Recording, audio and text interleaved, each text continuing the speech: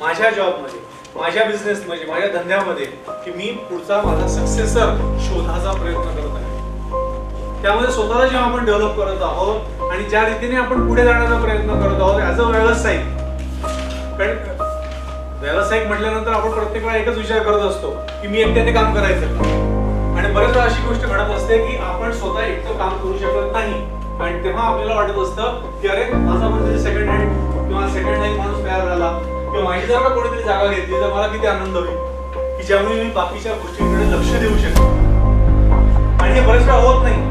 मला खास वाटत असतं की मी माझ्या समोरच्या माणसाला एकदम मी डेव्हलप करावं, त्याला मी काहीतरी जॉब द्यावा, त्याला मी काहीतरी बिझनेस ओपन करून द्यावं, त्याला मी एंटरप्रेन्योर करावं. हा माझा तो एक माझ्या मनातला एक फील असतो. पण तो समोरचा माणूस त्याने जर का त्या रीतीने ते घेतलंच नाही, तो डेव्हलप झालाच नाही,